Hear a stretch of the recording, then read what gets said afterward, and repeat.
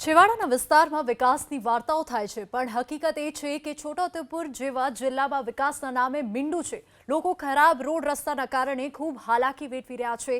ઓરસંગ નદીના બ્રિજ ઉપર ખાડાના સામ્રાજ્યથી વાહન ચાલકોના જીવ તાળવે ચોંટી ગયા છે।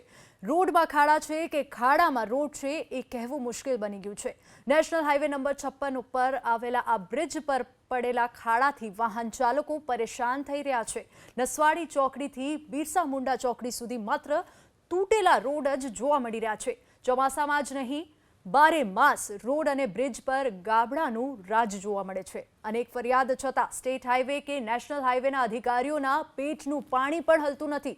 ભ્રષ્ટાચારના રોડ સામે લોકોમાં ભારે રોષ જોવા મળી રહ્યો છે।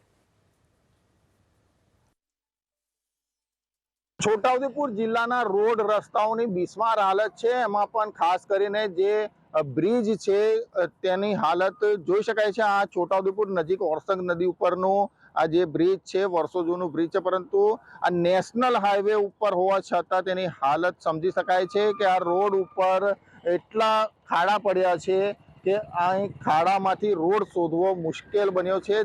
દ્રશ્યોમાં જે રીતના જોઈ શકાય છે આ વાહન જાય છે તેને કેટલી મુશ્કેલીનો સામનો કરવો પડે છે, જાણે કે દરિયાના મોજા ઉપરથી કોઈ નાવડી પસાર થતી હોય તે રીતે આખી આ જે વાહનો છે તેઓ અહીંથી પસાર થાય છે। ભારે મુશ્કેલીનો સામનો તેઓને ઉઠાવવો પડે છે। વરસાદ રોકાયો પરંતુ આ ખાડા અત્યાર સુધી હજી પૂરાયા નથી।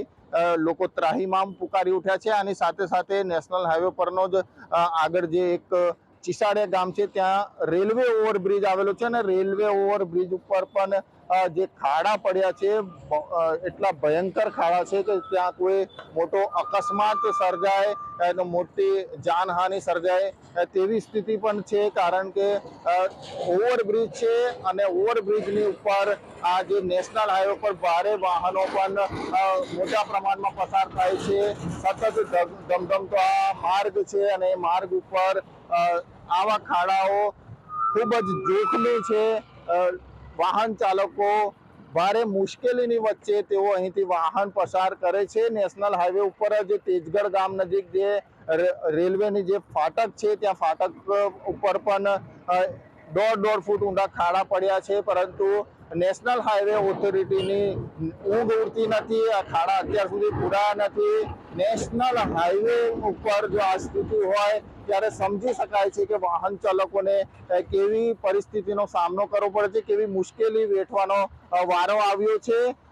નેશનલ હાઈવેની સાથે સાથે આપણે પંચાયતના માર્ગની વાત કરીએ તો કવાંટ નગરમાં પંચાયતનો જે રોડ છે તે બિસ્માર હાલતમાં છે। કવાંટ નગરમાં બિરસા મુંડા સર્કલ છે ત્યાં રોડની હાલત ખસ્તા છે। રોડના ખાડા ત્યાં પુરાતા નથી, તેના કારણે જે આસપાસના ગામડાઓમાંથી કવાંટ નગરમાં લોકો આવે છે તેમને ભારે મુસીબતનો સામનો ઉઠાવવો પડે છે।